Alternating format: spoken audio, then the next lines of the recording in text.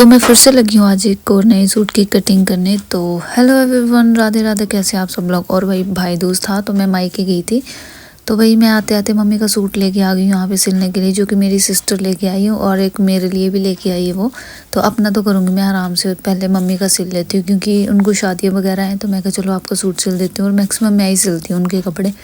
तो भाई ये गर्म सूट में यही होता है कि सारे कपड़े ना मतलब एक साथ ही आते हैं। इसकी चुन्नी मतलब कमीज़ सलवार सब एक ही जैसे होती है इनकी। तो भाई यहाँ पे मैं लग जाती हूँ इसको कटिंग करने। और भाई काफ़ी देर के बाद तो मेरे को यही समझ नहीं आ रहा था कि ये सलवार कौन सी है और इसकी चुन्नी कौन सी है। तो मैं यहाँ पे देखने लगी थी इसको यहाँ पे।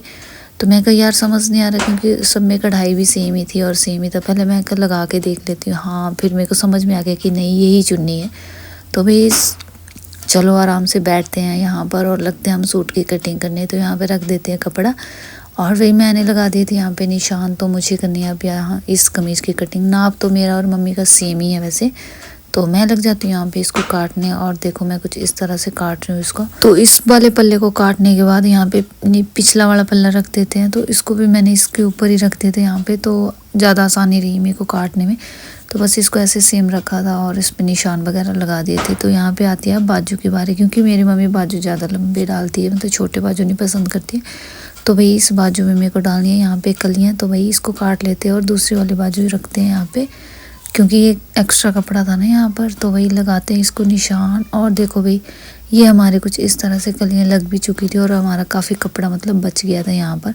तो भाई बाजू की कटिंग भी हो चुकी है हमारी यहाँ पर। तो वही अब करेंगे हम सलवार की कटिंग यहाँ पर।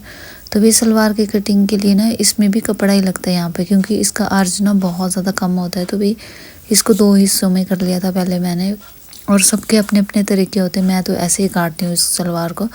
तो वही देखो यहाँ पे मैंने इसकी कटिंग कर दी थी और मैं कुछ इस तरह से काट रही थी सलवार को। पहले मैं परेशान हो गई थी कि कहीं मैंने उल्टा सीधा ही ना काट दिया, और फिर देखा तो ठीक था।